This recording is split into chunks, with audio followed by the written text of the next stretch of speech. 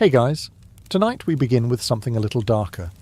A time of plagues, punishments, and pottage. We're diving into what life was really like during the Middle Ages. Forget the castles and chivalry Hollywood sold you. The truth? You probably wouldn't last a single day. So before you get comfortable, take a moment to like the video and subscribe, but only if you genuinely enjoy what I do here. And let me know in the comments where you're tuning in from and what time it is for you. It's always fascinating to see who's joining us from around the world.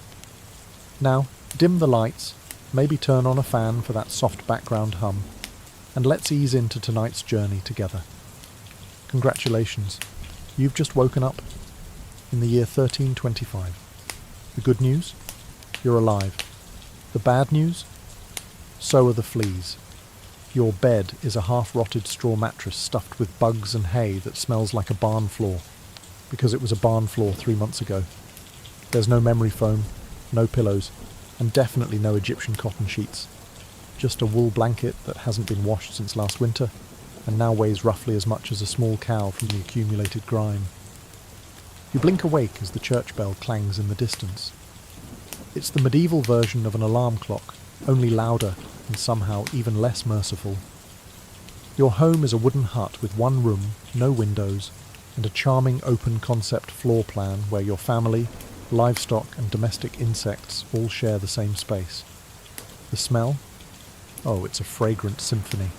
A subtle blend of stale beer, human sweat, goat, and something you pray isn't mould, but know in your soul probably is.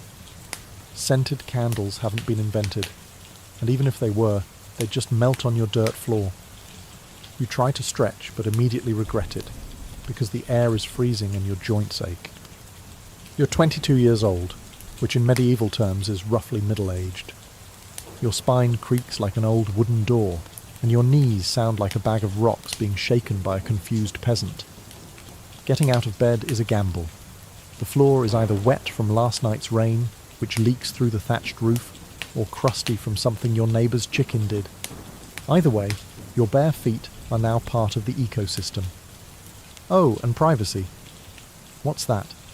Your entire family, and maybe a random cousin who just never left, are waking up beside you. There's no bedroom, no curtains, no me time. Just communal everything. Welcome to morning in medieval Europe, where you're never truly alone, because parasites, rodents, and 8 other people are always with you. And this is just how your day starts. It only gets worse from here. So, you've managed to crawl out of your medieval haystack of horrors. Congrats. Now nature calls. And it's not calling politely. It's screaming. Here's the part where you start missing the modern bathroom. There's no toilet, no seat, no toilet paper, no flush, not even a mildly resentful plunger in the corner. In the 14th century, relieving yourself is an adventure, a social experiment, and often a small public event. If you're a peasant, your bathroom is likely a wooden bucket behind the house, which is already full because Uncle Wolfstan had a rough night after eating bad turnips. The smell is biblical. You hold your breath, do your business, and then, here's the kicker, toss it into the street. Yes, the street. You're supposed to shout something like "Gardez-lou" before dumping it out the window. That's Old French for "watch out below," although frankly no one ever moves fast enough. Streets in medieval towns are open sewers, a charming river of human waste, animal droppings and mystery liquids you'd rather not examine. If you're lucky enough to live in a town with public latrines, congratulations. You get to sit shoulder to shoulder with strangers in an outhouse where privacy is a myth and ventilation is a cruel joke. You might make small talk, but try not to breathe too deeply. Toilet paper? Never heard of it. Most people wipe with straw, leaves, rags, moss, or, if they're feeling especially indulgent, a scrap of wool. Sometimes, nothing at all. Which might explain why handshakes weren't popular yet. And if you're in a castle, surely it's better, right? Well, sort of. You might have a garderobe, a hole in the wall that drops your waist directly into the moat. Great idea. Except that your enemies know this, and yes, attackers sometimes climbed in through the waist chute, Talk about entering through the back door. So whether you're a farmer or a baron, medieval toileting is a humiliation ritual. It's cold, it's public, it's dangerous, and it's never not disgusting. One slip on a wet stone path, and you're face first in humanity's leftovers, and you still haven't brushed your teeth. But we'll get to that next. You survived the toilet. You deserve a reward, right? Maybe a nice breakfast? Something warm, delicious, comforting? Sorry, this is medieval Europe. Nothing is comforting here. Breakfast, if you can call it that, is a grim affair. There are no eggs Benedict, no coffee machines sputtering awake, and certainly no avocado toast. You sit down, or squat near the fire, to a wooden bowl of something that looks like it was scraped off a muddy boot. Welcome to your daily ration of pottage. Pottage is a thick, gloopy stew made of whatever you can find. Grains, root vegetables, maybe a few beans if you're lucky. It's been simmering in the same pot for days, sometimes weeks, and new ingredients are just dumped on top of the old ones. It's less of a recipe and more of an ongoing edible experiment. On the side, a hunk of bread so hard it could deflect arrows. It's made from coarse rye or barley flour, often bulked up with sawdust, ground up acorns or other creative ingredients, because wheat is a rich man's fantasy. This loaf is not your friend. You don't slice it, you negotiate with it. What about drinks? You're not sipping orange juice or an oat milk latte. You're drinking beer. Yes, beer. At 6 a.m. Why? Because the water is teeming with parasites and filth. So you start your day with weak ale, low alcohol, high survivability. Kids drink it too. No one's happy about it, but at least it won't kill you. Immediately. Want some meat or cheese? Dream on. That's for Sundays and saints' feast days, and only if your lord is feeling generous. Most peasants don't eat meat more than a few times a year. As for fresh fruit, only when it's in season and not already fermented into wine. And don't even think about spices unless you're royalty. A pinch of pepper costs more than your monthly wages. Salt is valuable enough to be locked away. So you chew your gritty bread, gulp your medieval beer, and try not to think about the rat that may have nibbled your porridge in the night. Breakfast doesn't energize you. It just happens to you. And now that you're properly underfed, it's time to work like your life depends on it. Because it absolutely does. So, you've eaten your sad medieval breakfast, and now it's time to get dressed. Not that it'll help. Your wardrobe consists of exactly one outfit. One. It's a rough wool tunic or linen shift that you've worn every day for months, possibly years. There's no such thing as seasonal fashion. There's just wear this until it disintegrates or gives you a fungal infection. Underwear? Optional. If you're lucky, maybe a linen undertunic. If you're not, well, you're going commando under layers of scratchy, sweaty wool, all lovingly stitched together by someone who probably had no idea what a seam was supposed to look like. There's also no washing machine, no soap, and absolutely no dry cleaner in sight. So your clothes are stained, stiff, and scented, like a compost pile that's been left to marinate in a pigsty. Even if you wanted to wash them, it's not easy. You'd have to haul water from a river or, well, heat it over a fire, scrub your tunic on a board with ashes or lye, and hang it in the sun, which is out approximately 3 days a year. And don't get me started on shoes. If you own any, they're made of untreated leather, barely stitched together, and offer as much arch support as a banana peel. Most peasants just go barefoot, through mud, through dung, through medieval landmines, aka sharp rocks and disease puddles. All this means one thing. Your skin hates you. You itch constantly. Fleas, lice, and bedbugs live rent-free on your body. Everyone has them. Nobles, lousy, monks, itchy, children, walking insect farms. No one escapes. You'll be scratching your armpit with a wooden spoon while chatting with the local priest, and no one will even bat an eye. Your skin is raw from rubbing, your scalp a battlefield of bites, and if you develop a rash, well, too bad. There's no dermatologist, no hydrocortisone, no one to tell you it's probably scabies. You just keep on suffering. And if you're lucky enough to not get an infection, great. That rash will simply accompany you for the next 6 months like an unwanted medieval sidekick. Now that you're dressed in misery and wrapped in discomfort, it's time to head outside and start working yourself to death. Now that you're fully dressed in itches and damp wool, it's time to flash that morning smile. Except you don't. Because in the Middle Ages, smiling is a dangerous game. Not emotionally, dentally. There's no toothbrush, no toothpaste, no mouthwash, no floss. The concept of oral hygiene is about as popular as bathing, which is to say, not very. Some people might chew on a twig or rinse with wine or vinegar, but for the most part, your teeth are on their own, and they're not doing well. By the time you hit your mid-20s, your smile looks like something pulled from a haunted crypt. Cavities are rampant, gums are swollen. And those aren't just food stains on your teeth. That's decay. You have more rot in your mouth than a medieval root cellar. Sugar, while not yet everywhere, is becoming more common among the rich. Imported at great cost, mostly used in small cakes or to show off wealth. If you're a noble, congratulations. You get to rot your teeth faster than the peasants. If you're poor, you'll do it slowly over time with fermented bread, gritty porridge, and years of hard chewing. Toothaches? Get used to them. They're like medieval weather, always there in the background. The kind of pain that makes you consider praying, drinking, or pulling the tooth out yourself with a pair of pliers. And that's not a joke. That was the actual treatment. Dentists didn't really exist, but barber surgeons did. Yes, the same guy who cuts your hair is also pulling your molars out by candlelight with an iron hook and zero anesthesia. Infected tooth? Hope you like fevers, because without antibiotics, it can easily turn into sepsis and kill you. From a toothache.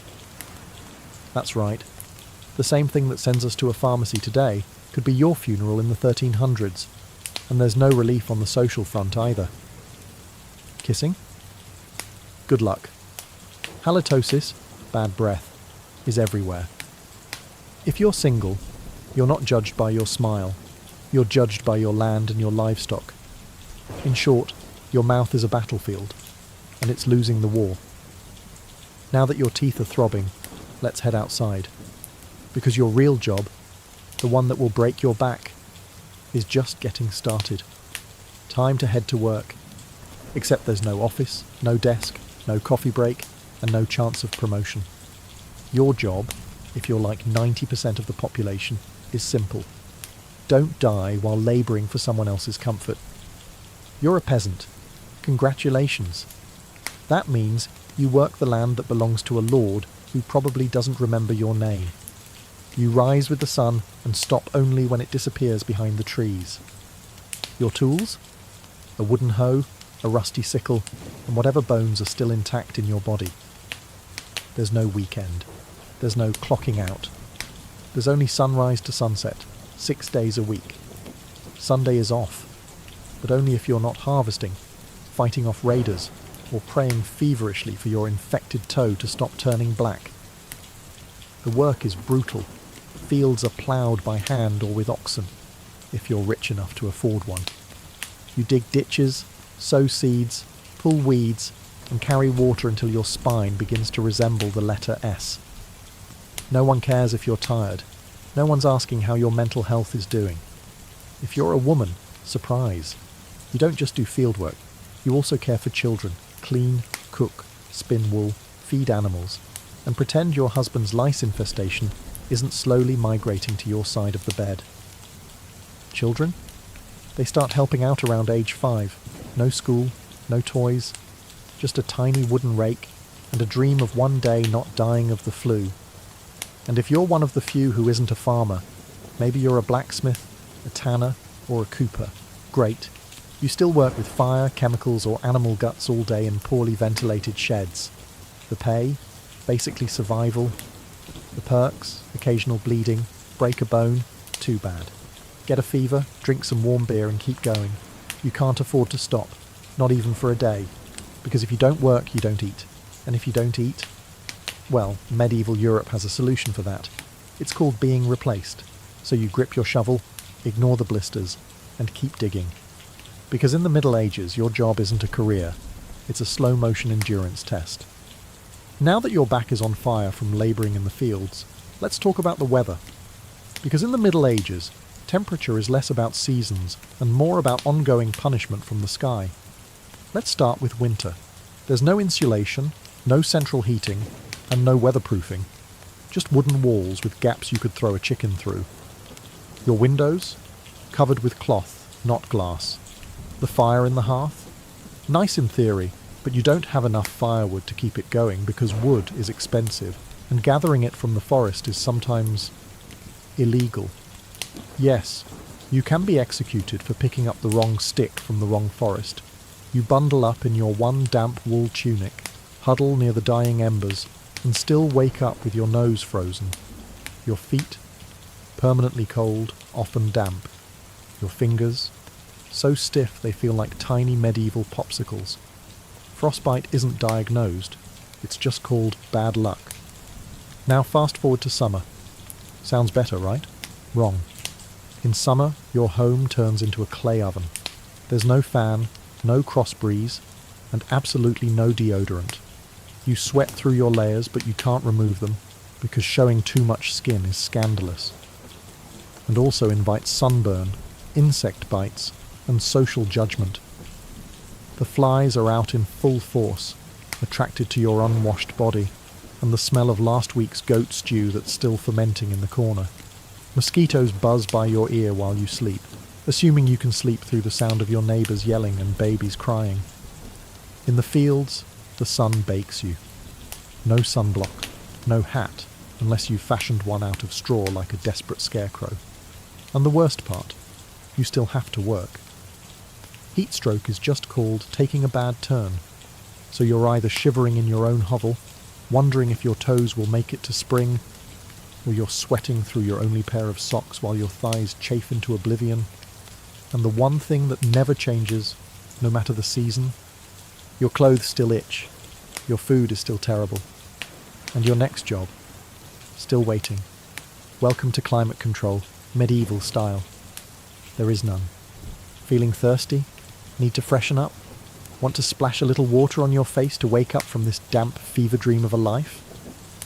Too bad. In medieval times, water isn't your friend.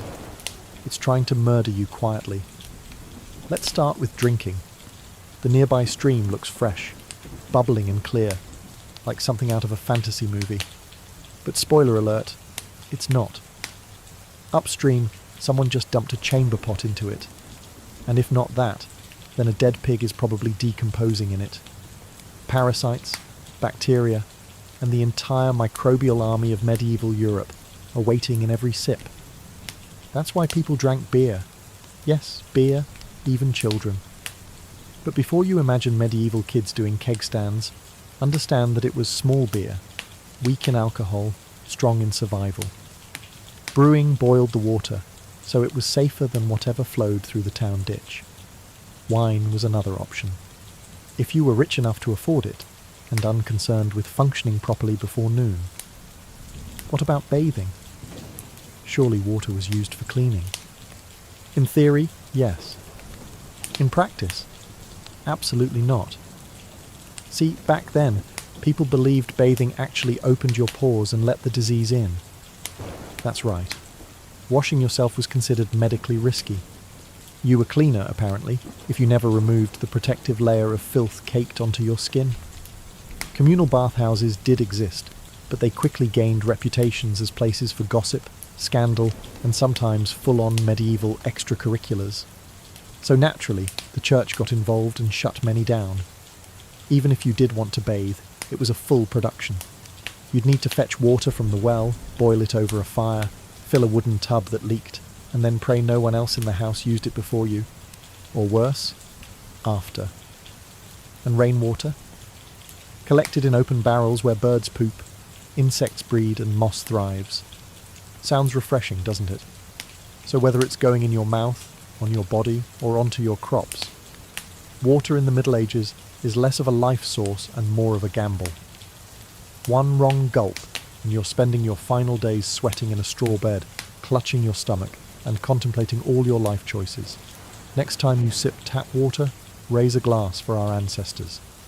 They didn't have the luxury of hydration without hazard, so you drank the water, or maybe you didn't. Maybe you just stubbed your toe on a rock shaped like disappointment. Either way, you're sick. You need help. You need a doctor. Too bad you live in the Middle Ages where medicine is really just polite torture with a theology degree.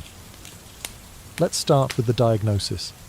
Everything wrong with you, whether it's a cough, rash, broken bone, or the creeping plague, is caused by your humours being out of balance.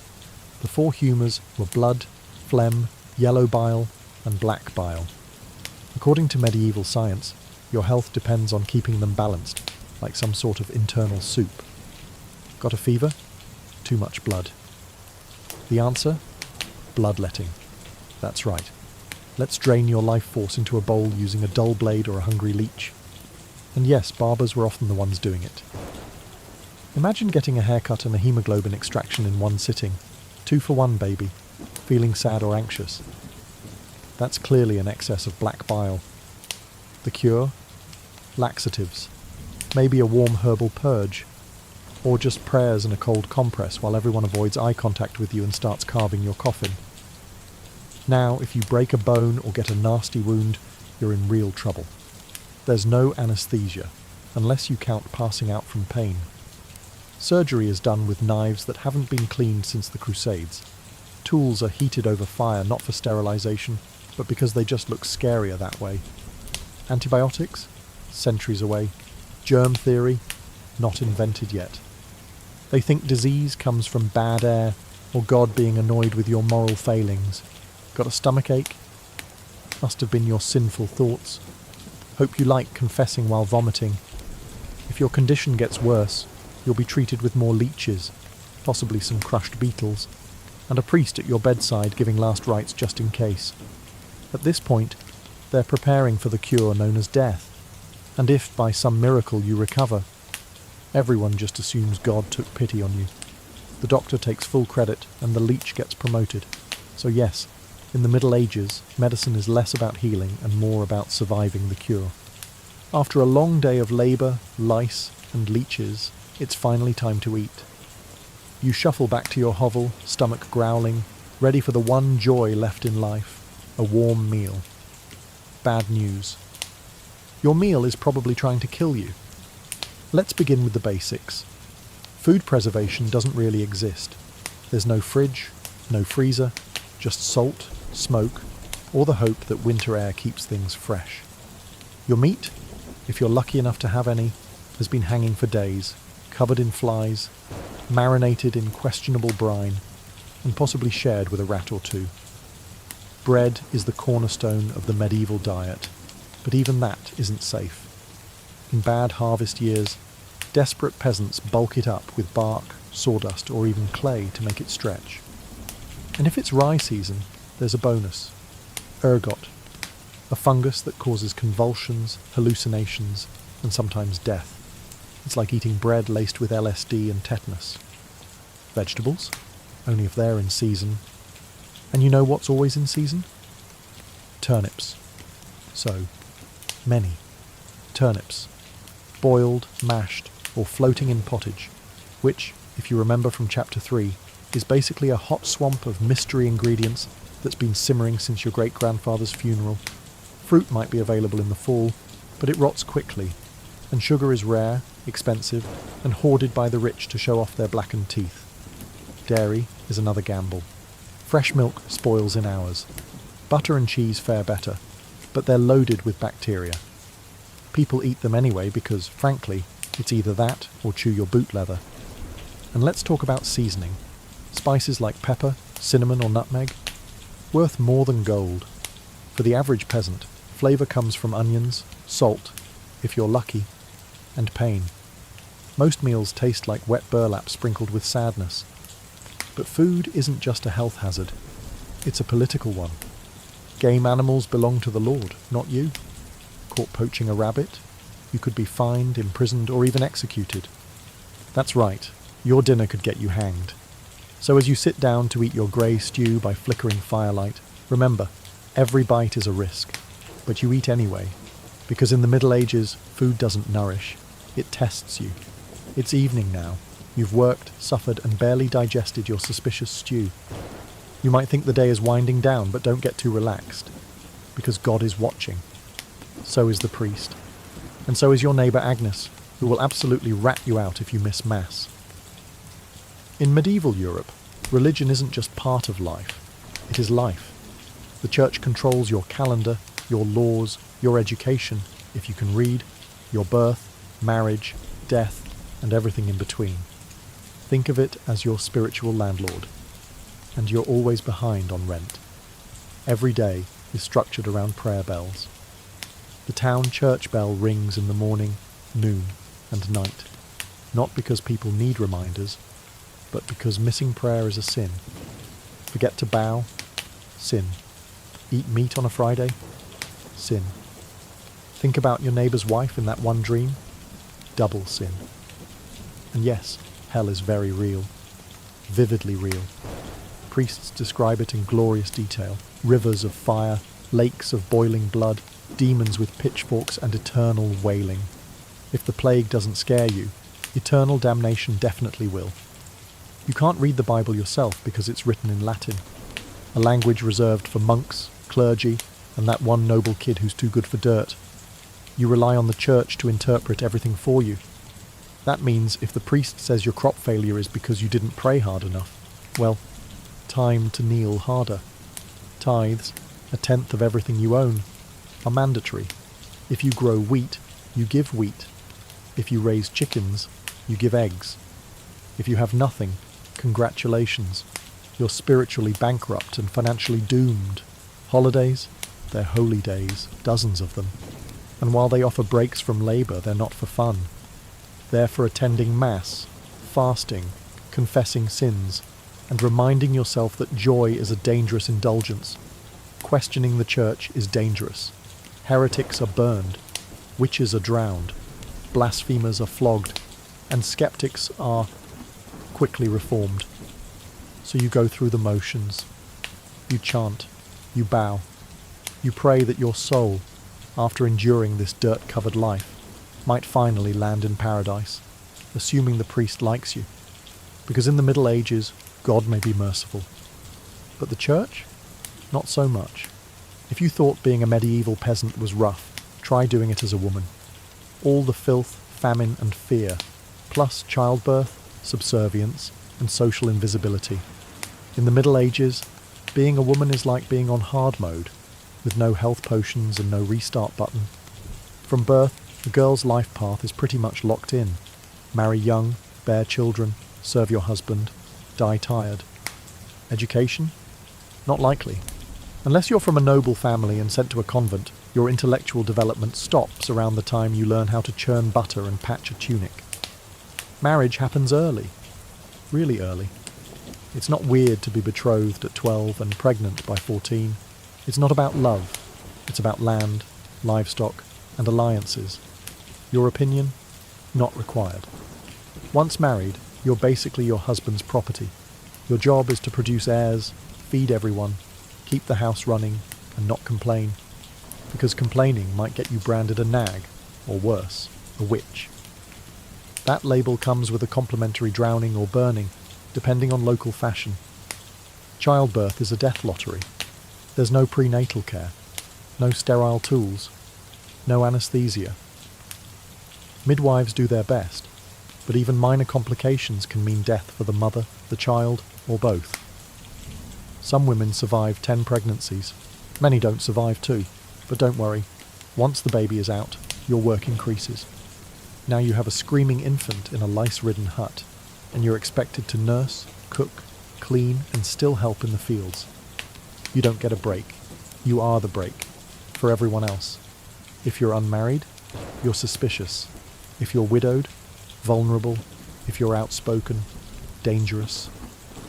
Women who didn't conform were often accused of witchcraft, especially if they had herbal knowledge, a strong personality, or just looked at someone funny on a rainy Tuesday.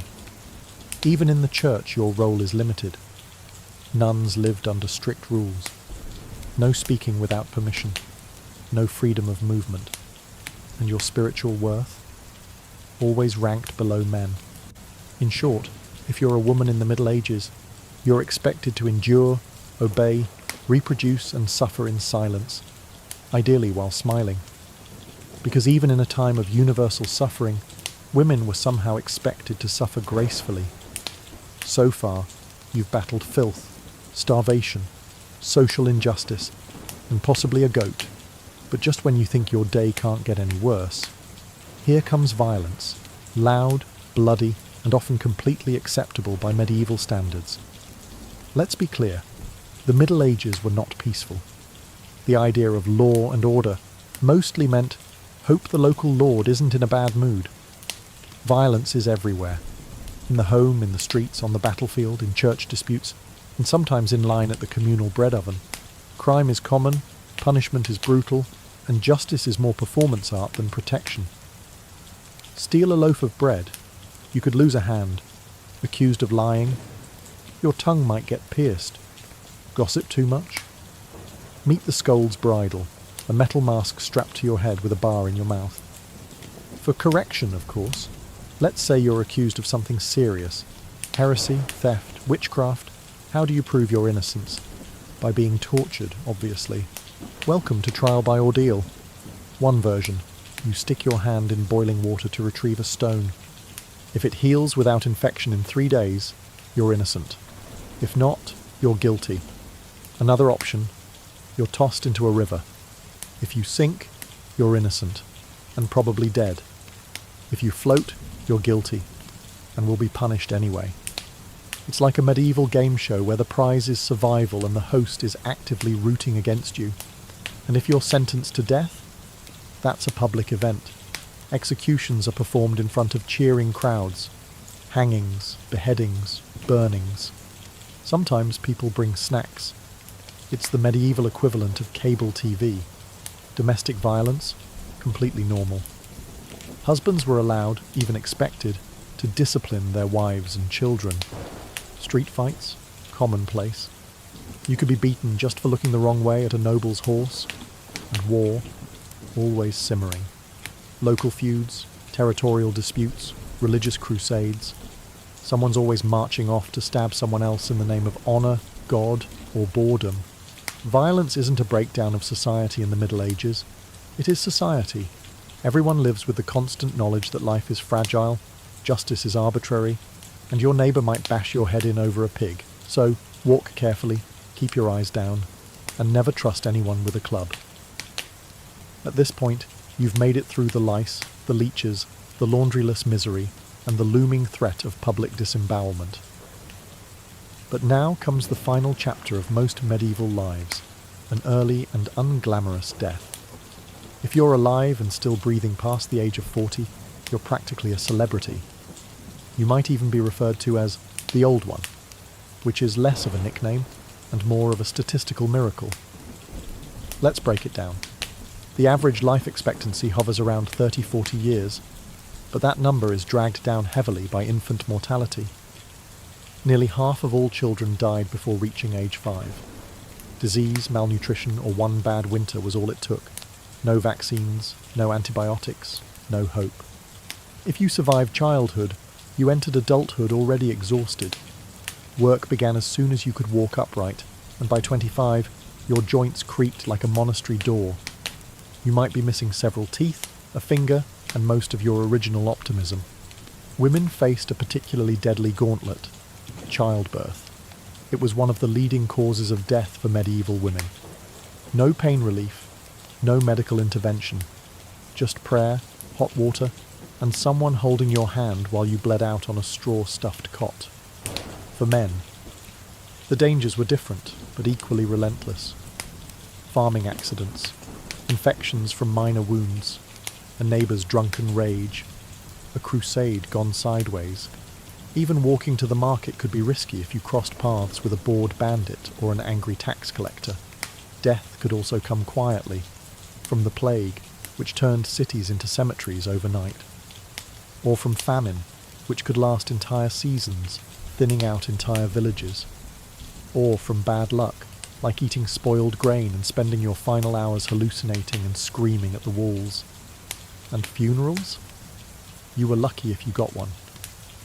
Bodies were often buried quickly to avoid disease. No embalming, no polished coffins, just a hole, a few murmured prayers, and a shallow mound of earth, if there was enough space left in the churchyard. So yes, in medieval times, life was brutal, short, and constantly under siege by death in all its casual forms. You didn't retire, you just stopped showing up. And speaking of exits, let's move on to your final chapter. The medieval dream dies. So, how's your day been? You've woken up in filth, relieved yourself into a bucket, brushed your teeth with wishful thinking, nearly passed out from hunger, worked until your spine cried for mercy, scratched your way through itchy wool, prayed to not get plague, and barely dodged a public execution for owning a squirrel. Welcome to a single day in medieval Europe. Still dreaming of becoming a knight? Think again. That romanticised version of the Middle Ages, gallant swordsmen, noble ladies in towers, heroic battles and feasts in candle-lit great halls. It's a myth polished by fairy tales and fantasy books. In truth, the medieval world was gritty, cruel, and deeply unfair. Hierarchy was everything. If you were born poor, you stayed poor. If you were born rich, congratulations. You had a better chance of surviving, but you were still one bad soup away from dysentery and a hasty burial. Even the nobles weren't immune to misery.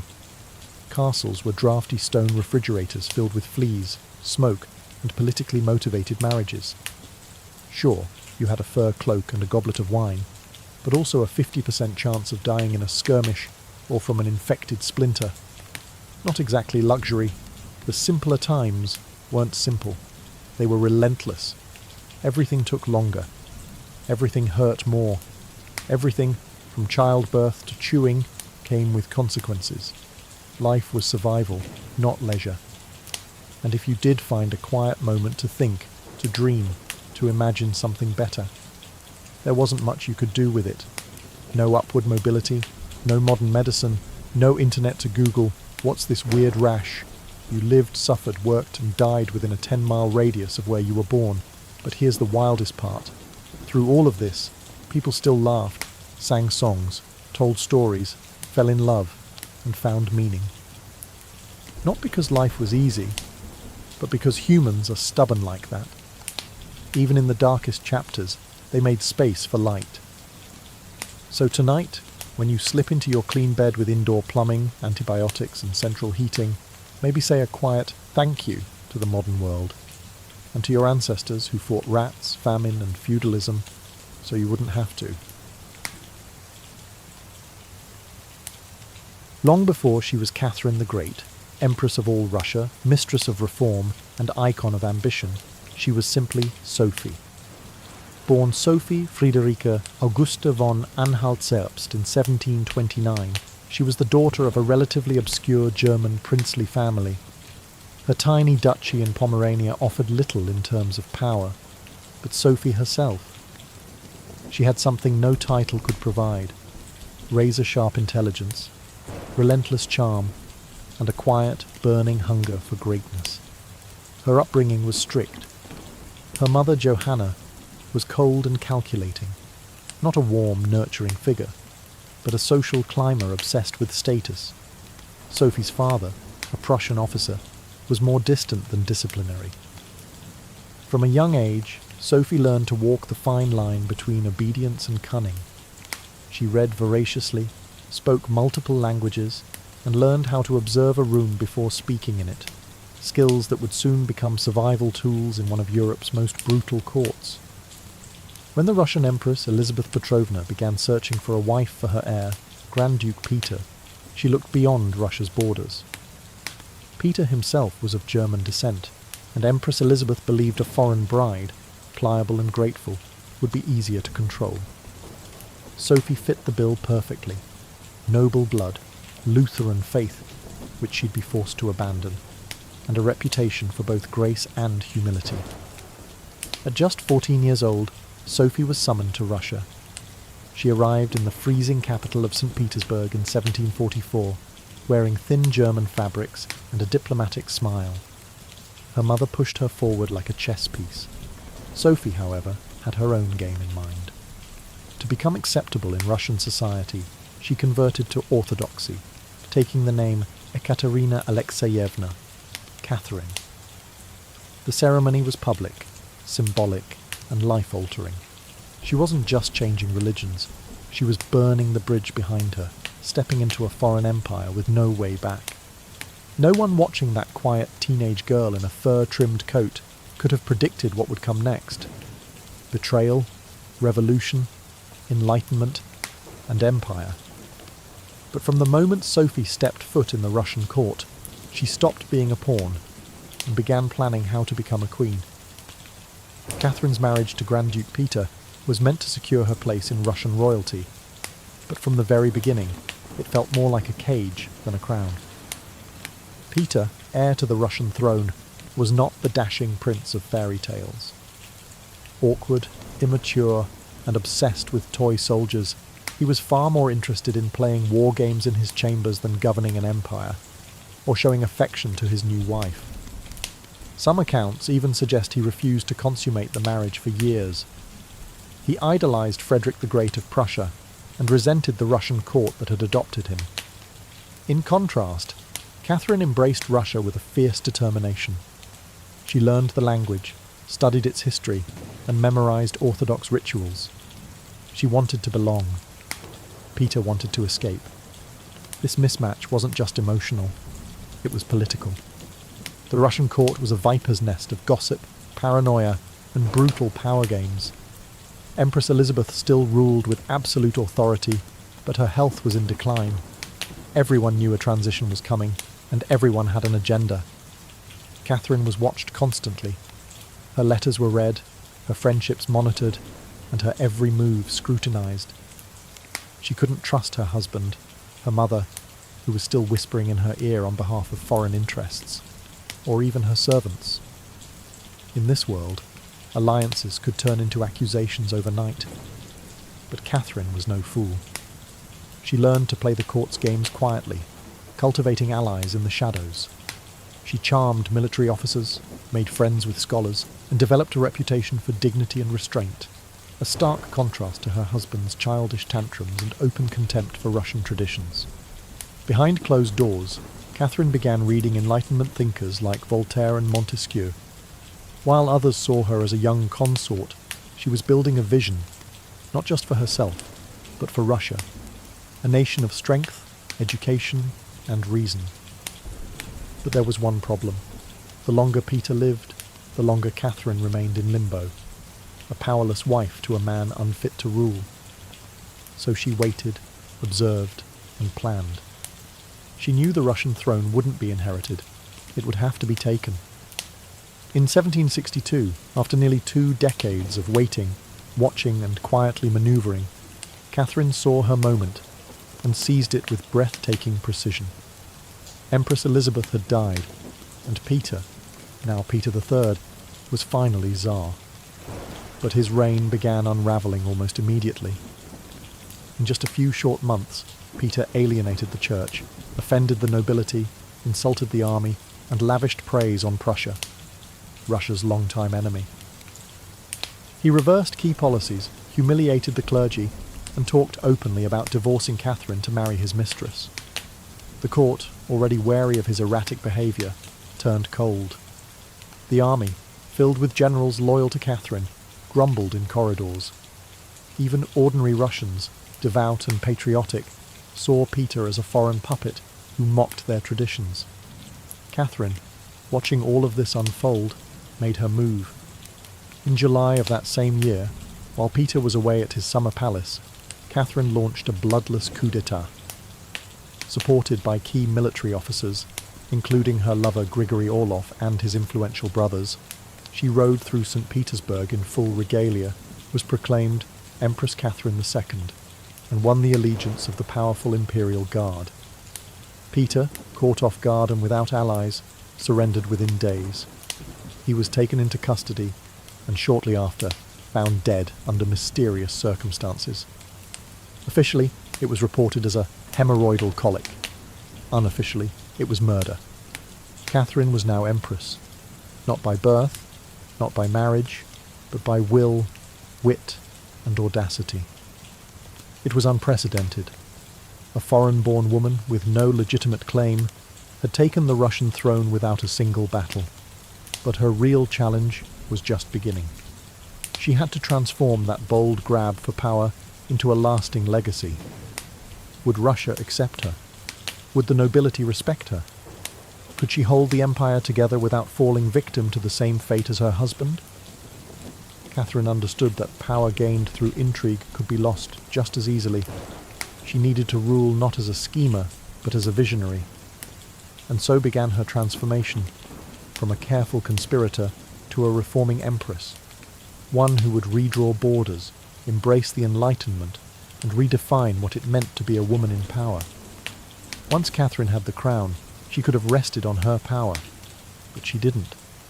She had something bigger in mind than simply sitting on a throne. She wanted to transform Russia, and not just militarily or politically, but intellectually. While Peter had worshipped Frederick the Great and toy soldiers, Catherine idolized Voltaire, Diderot, and the bold thinkers of the Enlightenment.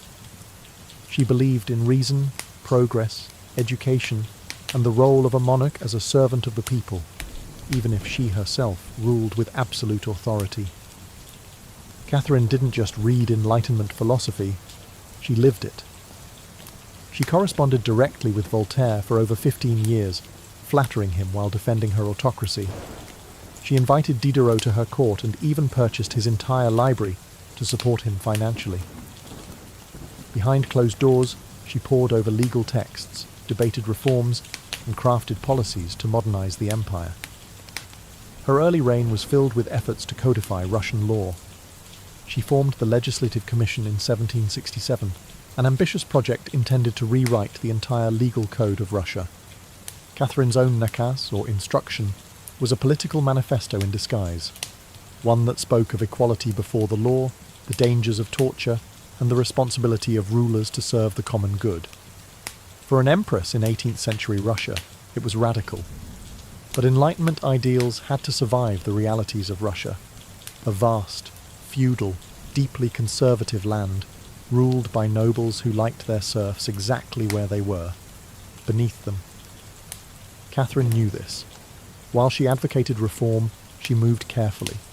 She abolished some forms of torture, expanded access to secular education, and built schools and libraries. But she also reaffirmed the nobility's control over their serfs to keep them loyal. This was Catherine's balancing act, a philosopher queen in public, a practical empress in private. She walked a tightrope between ideology and survival, between the shining salons of Paris and the gritty politics of Moscow. Her vision for Russia was bold, but always calculated. In many ways, Catherine wasn't trying to make Russia European. She was trying to make Russia modern, on her terms. And that meant reform, yes, but with an iron hand in a velvet glove. Catherine wasn't content with reforming Russia from within. She wanted to expand it outward, to make it an empire worthy of fear, admiration, and envy. Where Peter the Great had opened a window to the west, Catherine aimed to knock down the walls. Under her leadership, Russia's borders stretched wider than ever before. She waged wars not just to defend her crown, but to reshape the map of Europe. One of her most significant campaigns was against the Ottoman Empire. These wars, fought in waves throughout the 1760s and 1770s, weren't just about territory. They were about influence. Catherine saw herself as the liberator of Orthodox Christians living under Muslim rule and as the rightful protector of Eastern Europe. Under generals like Alexander Suvorov and Grigory Potemkin, Russia captured key regions including Crimea, the northern coast of the Black Sea, and access to warm water ports, something Russian Tsars had coveted for generations. These victories weren't just military, they were symbolic. With each conquest, Catherine sent a message. Russia was no longer the distant, backward cousin of Europe. It was a continental force.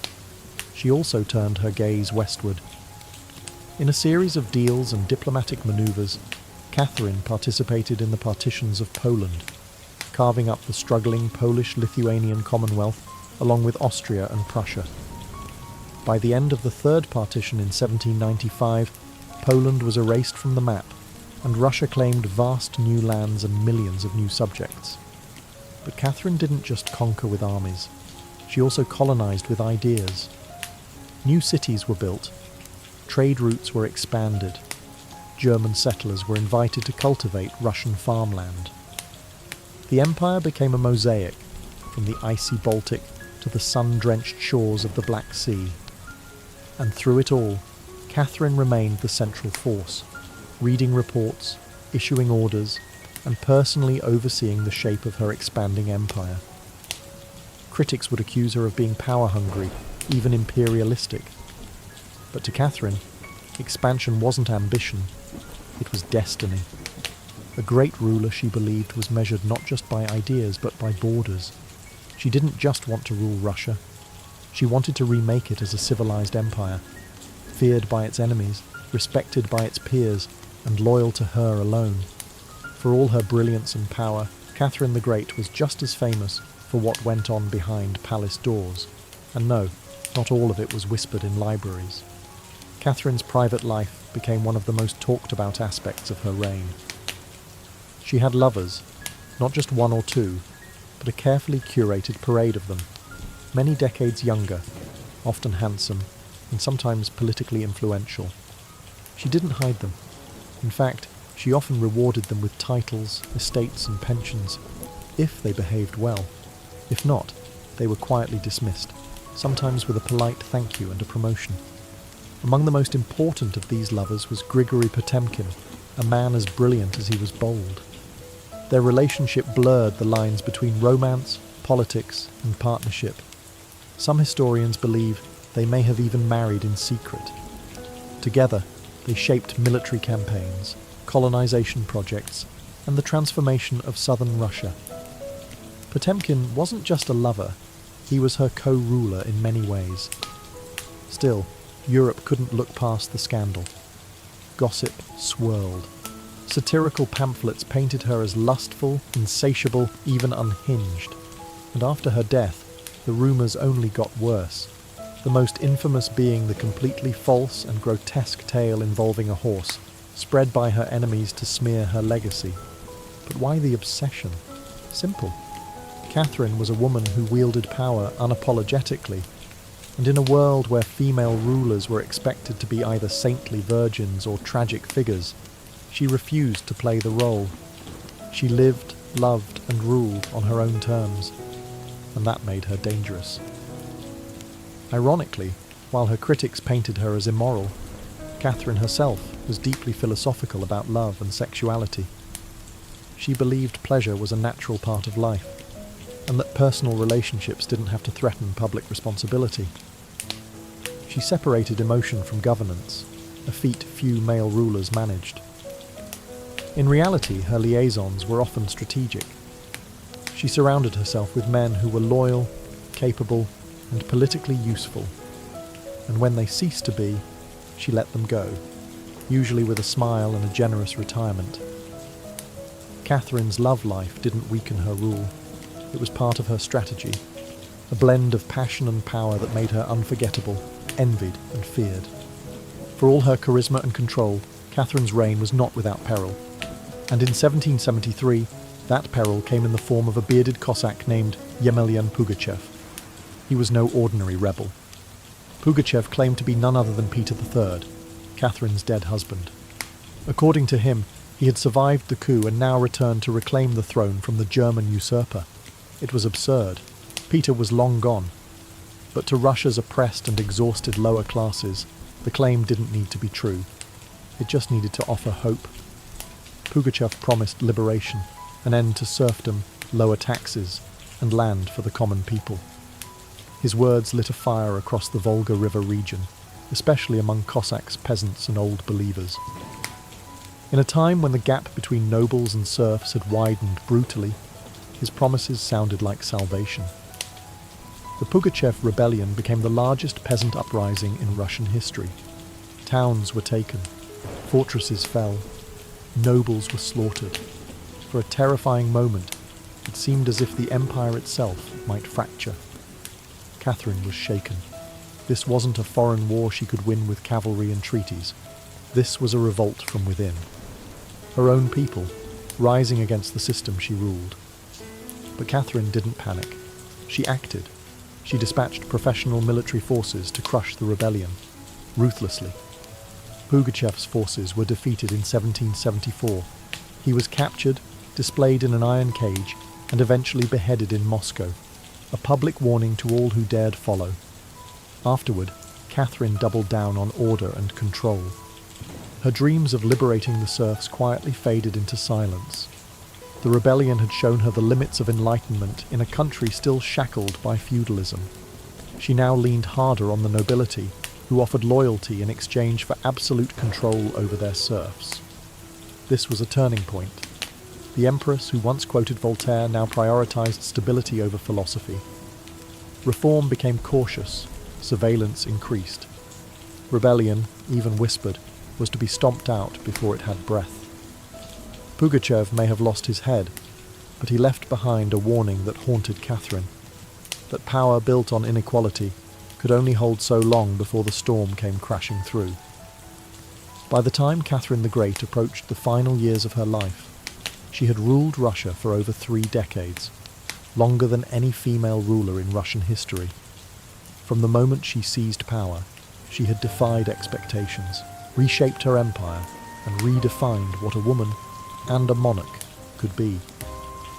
Under Catherine's reign, Russia became a true European powerhouse. Its territory expanded by over 200,000 square miles, swallowing Crimea, parts of Poland, and stretches of the Black Sea coast. These weren't just military wins, they were strategic pivots, securing warm water ports and reshaping trade. But her legacy wasn't only drawn on maps. Catherine left a cultural mark as well. She helped found the Hermitage Museum, amassed one of the greatest art collections in Europe, and corresponded with the greatest minds of the Enlightenment. Her court became a centre of sophistication, art, and intellectual ambition. In a country often viewed as backward by Western Europeans, Catherine put Russia firmly on the cultural map. She modernised education, founding schools for girls, and promoted the printing of books. She introduced smallpox inoculation to Russia, even publicly receiving the vaccine herself, an act of scientific bravery in her time. Yet, her reign was also one of contradictions. While she admired Enlightenment ideals, she never freed the serfs. In fact, she extended serfdom deeper into Russia's territories. Her reforms, while impressive, remained mostly top-down, designed to polish the empire without truly transforming its foundations. Still, Catherine's rule brought stability and ambition. She understood that power was not inherited. It was crafted, managed, and constantly defended. She ruled not by divine right, but by force of will, political brilliance, and relentless calculation. She was called many things: a usurper, a tyrant, a reformer, a seductress. But above all, she was effective. When she died in 1796, Russia was wealthier, larger, and more formidable than it had been in centuries. She left behind a throne secure, an empire expanded, and a legend that would endure for centuries. Catherine didn't just reign, she ruled, with intellect, strategy, and an unapologetic grip on history. And in doing so, she became more than an empress. She became a myth. For all her power, expansion, and enduring legacy, Catherine the Great was still, at her core, a woman navigating a man's world and reshaping it in her image. Behind the imperial portraits and state decrees was someone deeply aware of how precarious her position was. She was not born Russian. She came to the throne through a coup. She ruled an empire that didn't want a woman in charge, and yet she not only endured, she thrived. Catherine was never content to be ornamental. She read constantly, wrote endlessly, and never stopped learning. Her daily schedule was intense. Hours of reading reports, corresponding with foreign powers, editing state papers, and managing a court filled with rival factions. She wasn't content to simply sit on the throne. She worked the throne like a stateswoman born to it. She was also, in many ways, lonely. She surrounded herself with courtiers, lovers, and artists, yet wrote in her memoirs of how few people she could truly trust. Her son Paul, whom she distrusted and kept away from state matters, grew into a man she feared would undo all her progress. Her greatest emotional partnership, with Grigory Potemkin, faded into deep friendship, but his death in 1791 left a wound that never truly healed. Catherine crafted her image carefully. She understood the power of narrative, and wielded it better than most monarchs of her age. She posed as Mother of Russia, enlightened monarch, warrior empress, and lover of the arts. But beneath those roles was a woman who had endured rejection, betrayal, scandal, and rebellion, and kept going. When she died in 1796, she left behind an empire transformed, but also questions. Could she have done more to end serfdom? Were her Enlightenment ideals compromised by politics? Was she more reformer or ruler? History remembers her by the title she never gave herself, the Great. It wasn't because she was flawless, or kind, or just. It was because she took power and wielded it on her own terms, in a time and place where women weren't supposed to have any. She didn't just wear the crown, she rewrote what it meant to deserve one. In the humid depths of the Chiapas jungle in southern Mexico, the ruins of Palenque whisper stories from the ancient Maya world. Towering temples rise above the canopy, their limestone faces eroded by time, but still brimming with secrets. And in 1994, one of those secrets revealed itself. A team of Mexican archaeologists, led by Fanny Lopez Jimenez, was surveying Temple Threed, a relatively modest pyramid, next to the more famous Temple of the Inscriptions, the burial site of the mighty king Pakal the Great. Temple Threed wasn't expected to hold much, until they noticed something odd, a sealed, hidden chamber beneath the structure. No looters had touched it. It was pristine. When the archaeologists broke through and lowered themselves inside, they found a stone sarcophagus resting in silence. The air was heavy with the weight of centuries. As they opened the lid, red dust rose like smoke. Brilliant, shocking red. The interior was covered in powdered cinnabar, a toxic mercury sulfide used ceremonially by the Maya. And lying within that crimson cloud was the skeleton of a woman. She had been buried with care and reverence. Her bones were fragile but intact, her skull still wearing a jade mask, and her body surrounded by funerary offerings. Necklaces, diadems, ear spools, all crafted from jade and shell. Everything about the burial screamed royalty. Yet no name was inscribed, no glyphs identified her. It was one of the richest female burials ever found in Mesoamerica. And yet, it was a total enigma. Why was she buried in red powder? Who was she? Was she a queen, a priestess, or perhaps even Pakal's wife? The researchers called her the Red Queen, and the name stuck. But even with modern forensics, they couldn't say for sure who she was, only that she had lived around the 7th century, during the golden age of Palenque. Unlike most Maya tombs, hers had been hidden, untouched, and purposefully isolated. Her burial wasn't just ceremonial, it was spiritual. This woman wasn't meant to be remembered with words. She was meant to be remembered through ritual, through colour, and through the mystery she left behind. The most haunting feature of the Red Queen's tomb wasn't her jade jewellery, or the silence of the sealed chamber. It was the red dust. A thick layer of powdered cinnabar covered everything. The sarcophagus, the walls, her bones, even the offerings around her. It clung like blood to stone. To the Maya, this was no accident. Cinnabar, made from crushed mercury sulfide, was one of the most sacred and dangerous substances in the ancient world. Its vibrant red colour wasn't just visually striking, it symbolised blood, rebirth, and the life force that connected the human and divine realms. Red was sacred. It was the colour of sunrise, of sacrifice, of life emerging from death. And it wasn't just symbolic, it was spiritual. Covering the dead in cinnabar was a ritual meant to transform the body, preserving it not for eternity, but for transition. In Maya belief, death wasn't the end. It was a passage, a crossing into another cosmic layer. And so the Red Queen, whoever she was being prepared not just for burial, but for deification. But there's another layer to this. Cinnabar is toxic. Repeated exposure can lead to mercury poisoning, tremors, hallucinations, even death.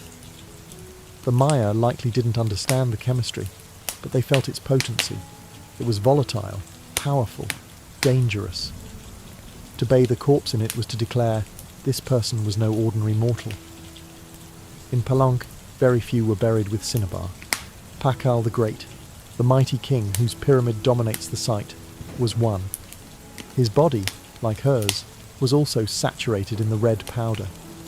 That detail alone drew speculation. Was the Red Queen his wife, his mother, or someone of equal divine status? Her skull had been placed on a layer of jaguar skin, another sacred symbol. Around her, bone needles, obsidian blades, and miniature jade figurines hinted at rituals performed either during her life or in her honour at death. Every part of her burial told a story without words, a story of power cloaked in secrecy, a woman prepared to cross into the underworld, not in silence, but in ceremony, drenched in the colour of sacrifice. Surrounding the Red Queen's crimson-drenched remains was a world of silence, broken only by the gleam of jade, shell, and obsidian. These were not mere ornaments. They were offerings, each one carefully chosen to accompany her on the journey to the Maya afterlife, the Xibalba. At her sides were jade necklaces, heavy and cold, their polished surfaces still radiant after 300 years underground. Jade was not just beautiful, it was sacred. The Maya considered it a symbol of eternal life. It represented the green of maize, the vitality of the jungle, and the breath of the gods. Only the elite were buried with jade. For the Red Queen, it covered her chest, wrists, and ears, a clear sign that in life she wielded influence, perhaps even divine favour. One of the most haunting objects was the jade funerary mask, placed delicately over her face. Unlike the golden death masks of Egypt, this one was subtle, constructed from dozens of tiny mosaic tiles, arranged to mimic the contours of her skull. The mask served a ritual function, to protect the soul, to preserve identity, and to present her as divine in the eyes of the gods. Scattered near her bones were bone needles, obsidian blades, and shell artifacts. These could have been tools of ritual or symbols of her status, as priestess, healer, or royal matriarch. One bone pin was engraved, faint but purposeful, a small echo of her voice lost to time. At her feet and along the edges of the tomb were ceramic vessels, still sealed, likely once filled with offerings, food, drink, or incense to sustain her spirit beyond death. The Maya believed the afterlife was a journey, dangerous, layered, filled with challenges. These items weren't luxuries, they were necessities. To modernize, the tomb feels intimate, not overloaded, but intentional. There was no gold, no chariots, no pomp, just items chosen with spiritual weight. It was a map for the soul. Through these treasures, we glimpse how the Maya understood death, not as finality, but as a transition of power. The Red Queen wasn't buried to be forgotten. She was being prepared to ascend. For all the grandeur of her tomb, the Red Queen left behind one haunting void. No name. No inscriptions adorned her sarcophagus. No glyphs on the walls identified her. She was clearly someone powerful. But who? From the moment her tomb was opened, scholars began trying to connect the dots. The most compelling theory? That the Red Queen was Zakbu Ajau, the wife of Kinich Janab Pakal, known today as Pakal the Great, the most famous ruler of Palenque. Zakbu Ajau was more than just Pakal's consort. She was born into nobility and married into Palank's royal dynasty at a young age. She bore at least 3 sons, all of whom held high status, and she played a key ceremonial role during her husband's reign. If anyone could be buried with such honour, it was her. Supporting this theory was the tomb's location, just a few feet away from Pakal's own grand burial in Temple of the Inscriptions. The proximity suggests a deliberate pairing, husband and wife, rulers even in death. And then there's the cinnabar. Only 2 burials in Palank were found with such intense cinnabar coverage, Pakal and the Red Queen. It's unlikely this was coincidence. But here's where the mystery deepens. DNA tests were conducted on both sets of remains in hopes of confirming the connection. But the results? Inconclusive. The woman's bones showed no direct maternal link to Pakal, but that didn't rule out a spousal relationship. After all, marriage does not require shared blood. Some have argued she could have been Sakkuk, Pakal's powerful mother, who ruled Palank before he came of age. Others suggest she may have been a high priestess, or a sister, or a royal ancestor whose name has simply been lost to history's erosion. Still, the evidence points most strongly to Tsakbu Ajau, a queen by title, a mother of kings, and a spiritual counterpart to Pakal. The lack of a name may not be an oversight. It may have been intentional. In Maya cosmology, the soul lived on not through monuments, but through ritual, symbol, and the whispers of the earth. And so the Red Queen remains suspended between legend and truth. A woman who ruled, remembered not in stone, but in scarlet and silence. To understand the Red Queen, we must understand the world she came from, a world where Maya women, especially royal ones, held more influence than many realize. In Maya civilization, politics was often a family affair. Royal women weren't merely passive consorts. They were diplomats, priestesses, and power brokers. They conducted rituals, sponsored temples, and played crucial roles in maintaining dynastic legitimacy. Their bloodlines were political capital, used to forge alliances and secure claims to the throne. Take Sakkuk, for example, the mother of Pakal the Great. When the throne of Palank was left vacant, she took power herself and ruled as queen regent until her son came of age. She wasn't a placeholder. She was a ruler in her own right, issuing decrees and overseeing construction projects. Without her, Pakal may never have risen at all. And she wasn't an anomaly. Across the Maya world, in places like Yaxchilan, Naranjo, and Calakmul, inscriptions show women performing major ceremonies, engaging in warfare diplomacy, and sometimes ruling outright. They were often portrayed in stelae and murals, dressed in elaborate headdresses and regalia, standing beside kings as equals, or sometimes above them. Their words were carved in glyphs. Their names were remembered, until they weren't.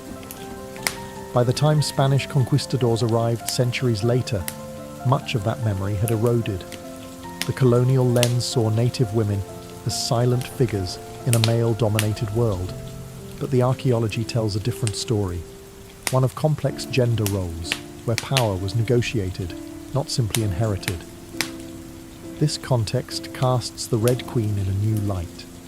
She may not have ruled in name, but her burial, rich, sacred, and positioned beside Pakal, suggests she was a central pillar in the royal order.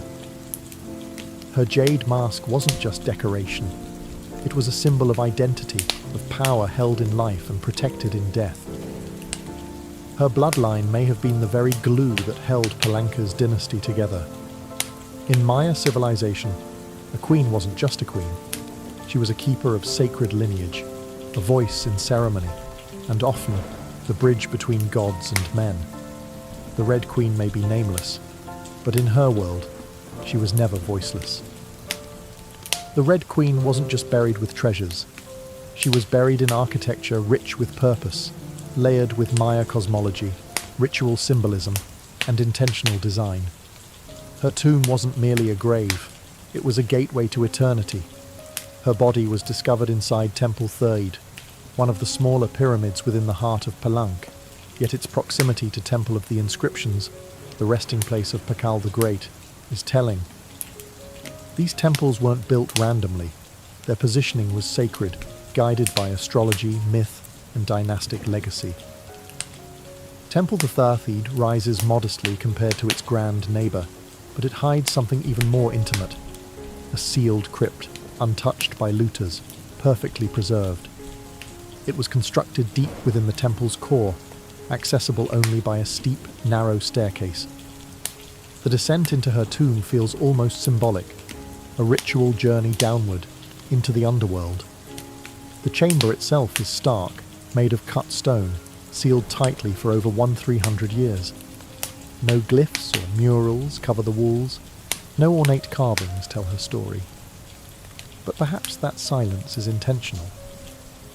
This was a space not for the living to interpret, but for the dead to transform. At the centre, her sarcophagus sits like an altar.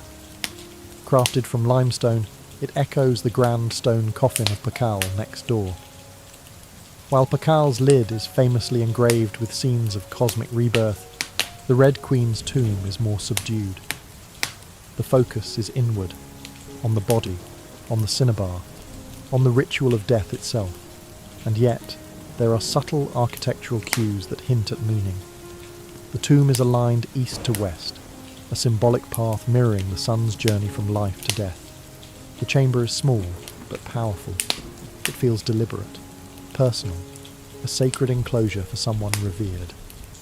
Maya temples were cosmological tools, bridges between the heavens, the earth, and the underworld.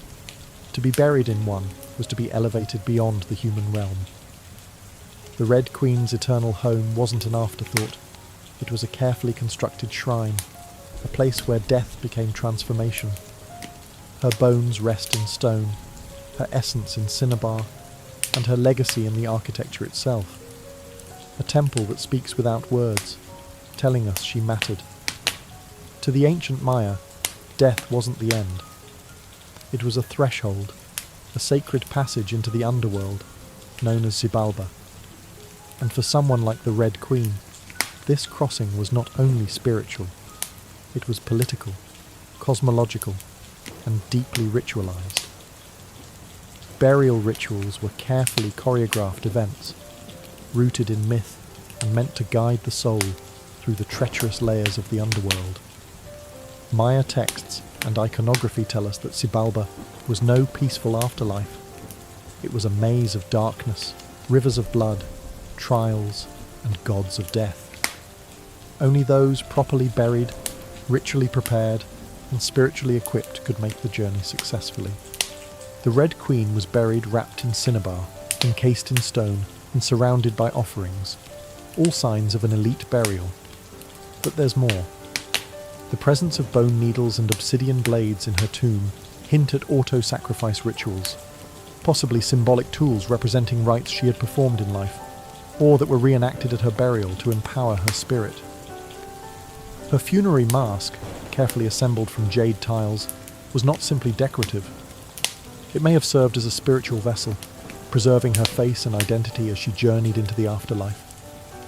In Maya belief, the face was a mirror of the soul, and the soul needed to be recognized by the gods. The ceramic vessels surrounding her may have once held chocolate, maize, water, or even pulque, to nourish her in the next world. Other items, like stingray spines or shell trumpets, could have represented spiritual tools, calls to the gods, or tokens of ritual communication. Burial wasn't just a goodbye. It was a transformation. The Maya believed in cycles, death as seed, burial as planting, and the afterlife as rebirth. Kings and queens were often seen as earthly incarnations of gods, and in death they returned to those divine origins. The Red Queen, covered in the colour of blood, entombed in a pyramid and honoured with offerings, was being prepared for rebirth, not as a mortal, but as a being tied to the sacred order of the cosmos. Her burial wasn't the end of her story, it was the beginning of her legend. Just a few steps away from the Red Queen's final resting place, lies one of the most iconic tombs in Mesoamerica, that of Kinich Janab Pakal, known simply as Pakal the Great. His burial inside the Grand Temple of the Inscriptions is celebrated for its artistry, scale, and deeply spiritual symbolism. But what makes the Red Queen's tomb so extraordinary is not only what was inside, it's where it was found. Her sarcophagus was hidden within Temple Threed, directly adjacent to Pakal's monument. In a city like Palenque, where every temple was carefully positioned to reflect cosmic principles, this closeness was no coincidence. It was intentional, a statement etched in stone. Many scholars believe the Red Queen was Tzakbu Ajao, Pakal's queen and trusted consort. While her tomb lacks inscriptions, the similarities between their burials are striking. Both wrapped in cinnabar, both entombed in pyramids, both buried with jade, and both treated with extreme reverence. These rituals mirror each other, as if two halves of a sacred narrative. Pakal's lid famously depicts him falling into the underworld tree, a cosmic scene of death and rebirth. The Red Queen's simpler tomb contains no such iconography, but the symbolism lies in the pairing itself. If Pakal represented the sun, journeying through the underworld at night to rise again, then the Red Queen may have represented the moon, the feminine force that follows its own mysterious path in the sky. Together, they embodied a cosmic duality, masculine and feminine, king and queen, sun and moon, order and ritual. In Maya mythology, rulership was not singular, it was relational. Harmony in the cosmos required balance, and that balance extended into the dynastic court. By placing the Red Queen beside Pakal, the Maya were preserving not just a marriage, but a cosmic partnership. Their proximity in death may have mirrored their roles in life, a queen not behind, but beside her king, sharing not just a throne, but a legacy. In their tombs, they speak without words. Two souls, wrapped in cinnabar and stone, joined across eternity, one of history's most sacred silences. Though her name was lost to time, the Red Queen of Palenque endures, not as a forgotten relic, but as one of the most enigmatic and powerful women of the ancient world. Her tomb, sealed for over 1,300 years, now whispers across centuries, inviting questions that echo louder with every discovery. She represents a mystery that still resists full understanding. We may never know exactly who she was. No glyph carved her name. No stela told her story. And yet, the care in her burial, the richness of her offerings, the symbolism of her crimson-drenched bones, all speak of a woman profoundly important. Not merely as a wife or consort, but as someone who held real influence, spiritual weight, and royal blood. Today, the Red Queen forces us to re-evaluate assumptions. She's a reminder that in the ancient Maya world, women were not silent. They led rituals, governed cities, and shaped dynasties. While kings like Pakal have long taken the spotlight, the Red Queen's re-emergence reminds us that power did not belong to men alone. It flowed through mothers, queens, priestesses, and visionaries. Her legacy is more than the treasures she left behind. It's the conversation she started among archaeologists, historians, artists, and storytellers. Every jade bead, every layer of cinnabar, every architectural choice in Temple Threed tells us something deliberate. This woman mattered, and perhaps that's the most extraordinary part of her story. Not what we know, but what we still don't. The Red Queen teaches us that history isn't just a collection of facts, it's a living puzzle, a shared human longing to connect with the past. In that sense, her legacy is still unfolding. She lies wrapped in red, the colour of life and sacrifice, of blood and rebirth. Her face, once hidden behind a jade mask, now stares back at us through science, art, and wonder. She remains nameless, but not voiceless, mysterious, but not forgotten. The Red Queen may have ruled a kingdom in life, but in death, she rules something greater, our imagination. Her tomb was sealed in stone, her story was written in silence, and still, somehow, she speaks. Frida Kahlo was born on July 6, 1907, in the vibrant district of Coyoacán, then a village on the outskirts of Mexico City. Her childhood home, the Casa Azul, the Blue House, was filled with colour, contradiction, and quiet strength. It would later become a sanctuary, a battleground, and a museum to one of the most iconic artists of the 20th century. Frida was the third of 4 daughters born to Guillermo Kahlo, a German-Hungarian photographer, and Matilde Calderón, a devout Catholic of indigenous and Spanish descent. Her parents were opposites: Guillermo, reserved and intellectual; Matilde, religious and emotionally distant. Frida would inherit her father's introspection and artistic eye, but also her mother's fierce resilience. As a child, Frida was imaginative, outspoken, and bold. She read voraciously and asked questions most adults didn't want to answer. But at the age of 6, she contracted polio, which left her right leg thinner and weaker than the other. A physical difference she tried to mask with long skirts, but never allowed to limit her spirit. The illness left her bedridden for months and isolated from other children. During this time, she grew close to her father, who encouraged her to exercise, ride bicycles, and stay mentally sharp. Unlike most girls of her time, Frida didn't aspire to become a wife or a homemaker. Her goal? To become a doctor. She enrolled in the prestigious National Preparatory School in Mexico City at age 15, one of only a handful of girls accepted. There, she stood out not just for her intelligence, but for her rebellious wit, radical thinking, and unique sense of style. She joined a group of young intellectuals known as the Cachuchas, who debated philosophy, literature, and politics. Frida was drawn to revolution, to ideas that challenged tradition. But even in those early years, before the bus crash that would define her body, and before the fame that would define her legacy, Frida Kahlo was already painting herself into the world, with sharp edges, unapologetic ideas, and an identity too big to fit inside anyone else's expectations. She wasn't just growing up in Coyoacán, she was preparing to remake herself entirely. On September 17, 1925, Frida Kahlo's life was split in two: the girl she had been and the woman she was forced to become. That afternoon, she boarded a wooden bus with her boyfriend, Alejandro Gomez Arias, after school. They were laughing, teasing each other, and probably arguing. Frida never did anything halfway. But moments later, the bus collided with a streetcar, and in an instant, her future unravelled into pain, metal, and silence. The crash was horrific. The streetcar crushed the bus against a wall, splintering wood and flinging passengers. Frida was impaled by an iron handrail. It entered her left hip and exited through her pelvis. Her spinal column fractured in 3 places. Her right leg shattered, her foot dislocated. Her collarbone and ribs broke.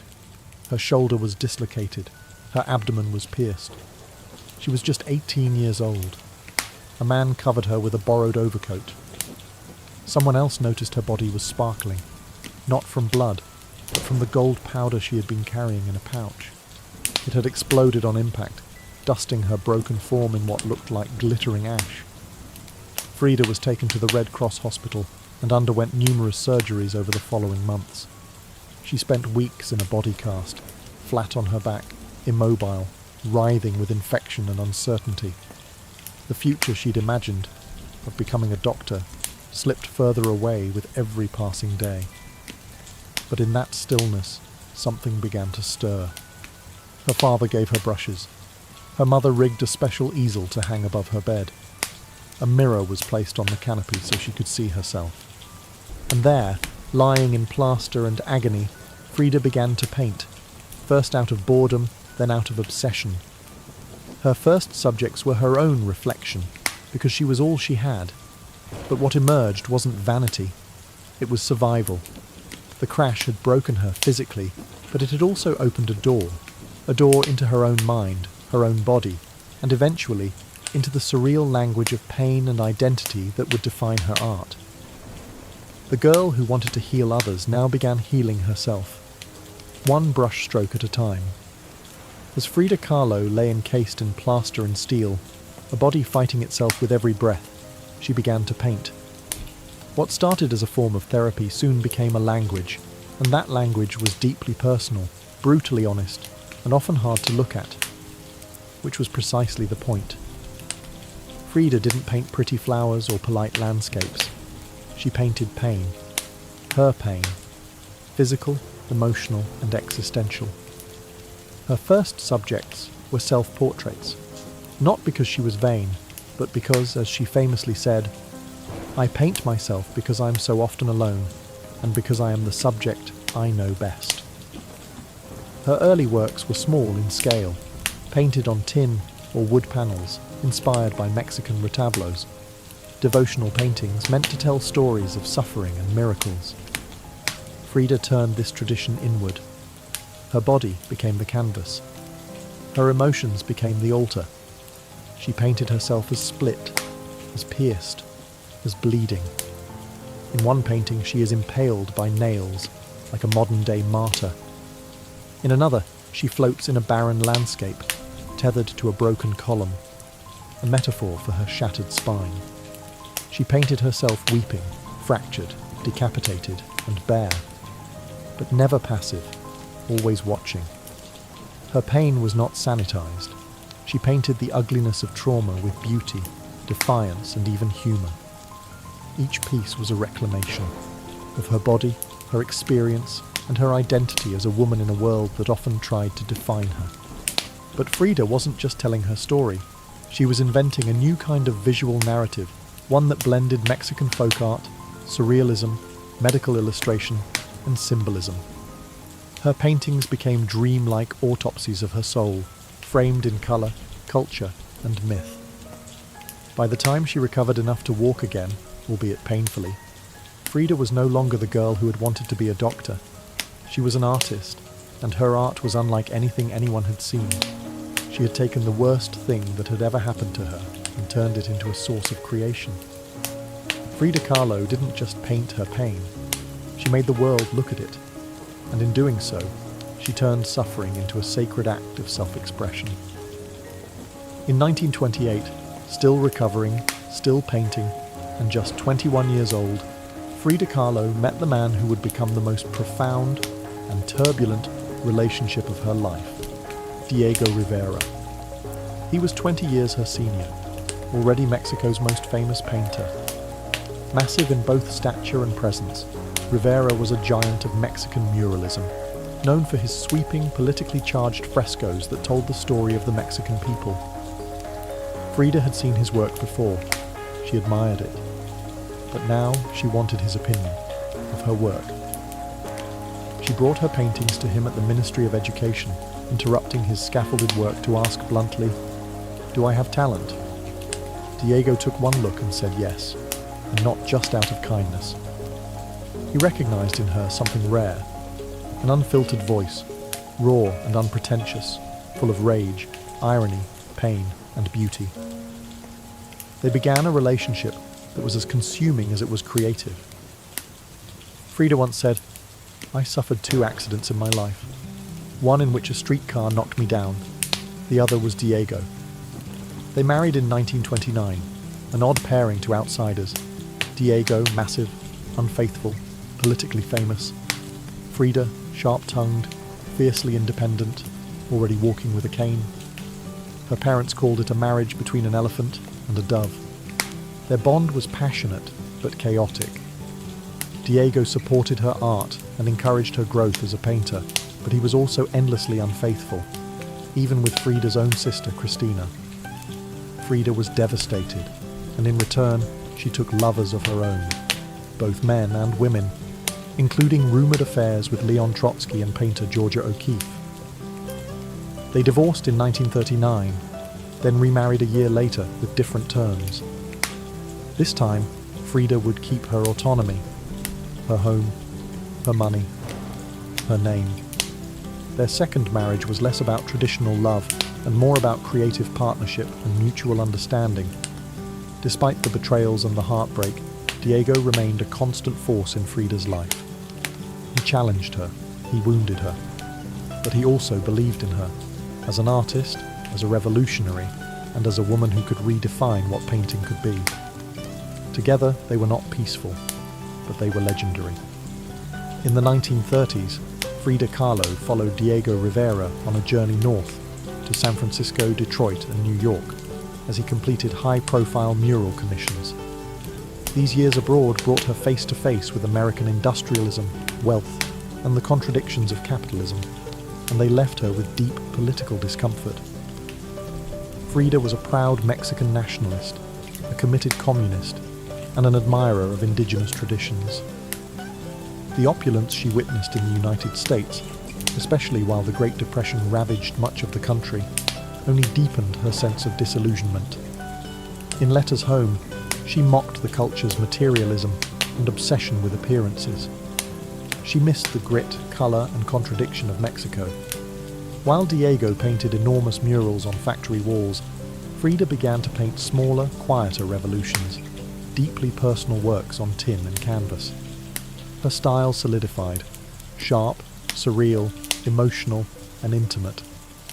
It was during this time that she produced some of her most iconic self-portraits. Frida didn't just paint herself for vanity. She painted herself to survive. Her identity became her landscape. With her body constantly in pain from her accident, multiple surgeries, and a failed pregnancy in Detroit, she turned inward. Her portraits showed her bleeding, fragmented, exposed. Yet her face was always calm, always direct, unapologetic. One of her most powerful works, Henry Ford Hospital, shows her lying on a hospital bed, crying, surrounded by floating symbols of loss. A fetus, a snail, medical equipment, a cracked pelvis. It was raw, graphic, and deeply emotional, a canvas that bled with truth. Back in Mexico, Frida immersed herself in leftist politics. She and Diego welcomed Leon Trotsky into their home while he lived in exile. Frida wore Tehuana dresses, traditional indigenous garments, not just as fashion, but as a political and cultural statement. Her art was never disconnected from her beliefs. Her identity, her body, and her ideology all intertwined in her work. While Rivera was painting murals of revolution, Frida painted its human cost, the body in pieces, the mind on fire, and the self always staring back. In exile and in illness, she became not just a painter of pain, but a painter of resistance. When Frida Kahlo returned to Mexico in the late 1930s, she was no longer just Diego Rivera's wife. She had become something else entirely. A force, an artist whose work radiated with raw honesty, surreal symbolism, and cultural identity. Back in her homeland, she stepped fully into herself. Her Casa Azul in Coyoacán became a sanctuary of colour and contradiction. Bright cobalt walls, yellow trim, Aztec statues in the garden, monkeys and parrots wandering freely. The house was a living extension of Frida's imagination. It was a blend of tradition and rebellion, elegance and earth. Here, she surrounded herself with pre-Columbian artifacts, ex-votos, folk art, and revolutionary books. She wore bold Tehuana dresses, wove flowers into her hair, and painted amid the scent of copal incense and the sounds of mariachi on the street outside. This period marked an explosion of creativity. Her paintings became more intricate, more symbolic, and more political. Works like the two Fridas revealed a divided self, one in European dress with a bleeding heart, the other in indigenous clothing, strong and composed. It was Frida's visual autobiography, a portrait of love, loss, and heritage. In 1939, she exhibited her work in Paris, where artists like Picasso, Breton, and Kandinsky praised her fiercely original style. But even among the surrealists, Frida stood apart. When André Breton tried to label her as one of their own, she pushed back. "They thought I was a surrealist," she said, "but I wasn't. I never painted dreams. I painted my own reality." She painted Mexico, not the romantic postcard version, but the living, breathing country she adored. Her work pulsed with symbolism, skeletons, hummingbirds, hearts, thorns, corn, and blood. She honored the indigenous roots of her homeland while unmasking the violence of its past and present. But even as her artistic voice grew stronger, her health continued to decline. Multiple surgeries, infections, and chronic pain became daily realities. Still, she painted through it, propped up in bed, torso bound in corsets, fingers clenched around the brush. Frida had returned to Mexico not to rest, but to reclaim her power, through paint, through politics, and through her fearless embrace of the self. As the 1940s wore on, Frida Kahlo's body continued to betray her. Her spine was deteriorating. Her right leg was constantly infected. She underwent more than 30 surgeries in her lifetime, often in grueling succession. At times, she was bedridden for months, encased in body casts or immobilized by traction devices that stretched her bones apart. But still, she painted. Each canvas during these years became both a release and an act of resistance. Her works grew darker, more defiant. She painted with a clarity sharpened by pain, refusing to hide behind metaphor. In The Broken Column, she presents herself split down the middle, her body pierced with nails, a cracked ionic column replacing her spine. Yet her face is stoic, her gaze unflinching. Pain for Frida was no longer just a subject. It was her companion, her antagonist, her muse. Her political voice also grew louder. She joined the Mexican Communist Party, marched in demonstrations, wrote fiery letters, and called out imperialism and injustice. When her health no longer allowed her to walk, she appeared at protests in a wheelchair, defiantly holding signs and shouting slogans. In 1953, Frida was given her first solo exhibition in Mexico, a long overdue celebration of her art.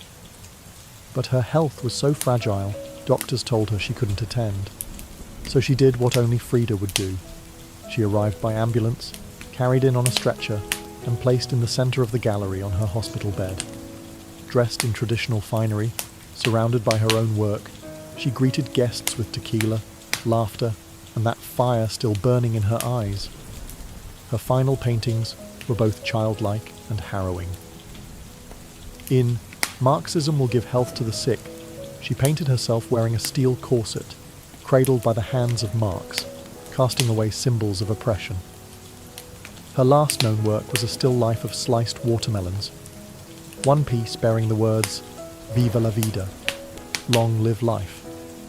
Even in the face of death, she remained defiant, joyful, and political. Frida Kahlo's last portraits weren't just self-portraits.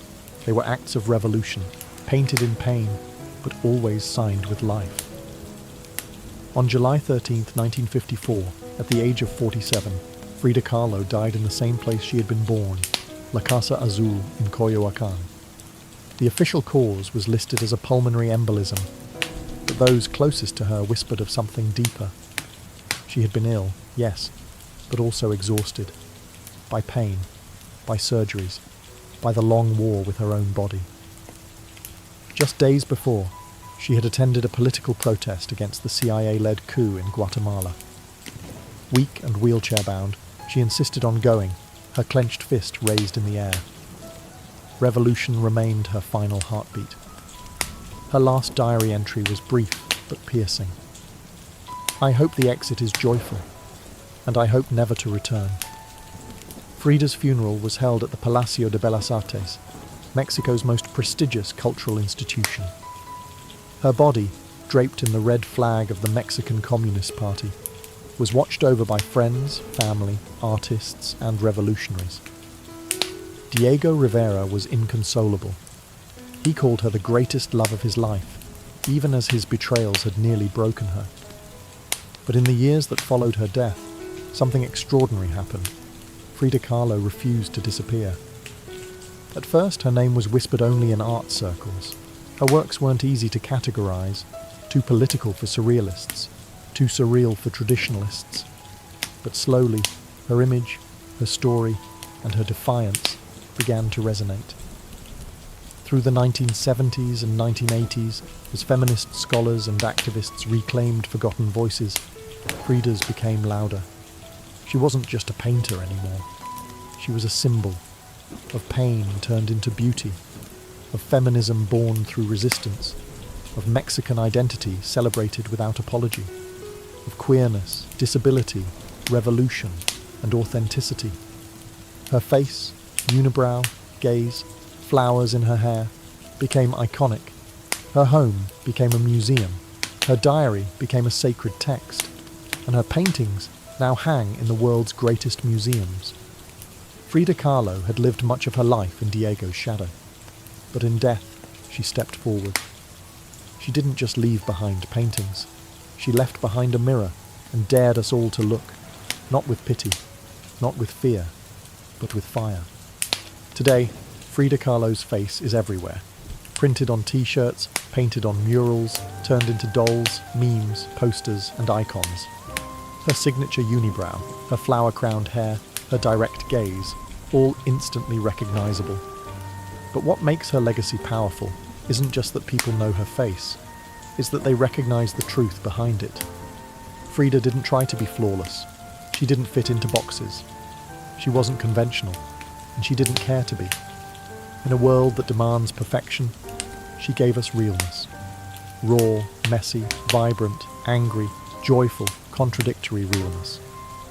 She celebrated what made her different: her disability, her queerness, her politics, her culture, and turned it into art that transcended borders and decades. She's become more than an artist.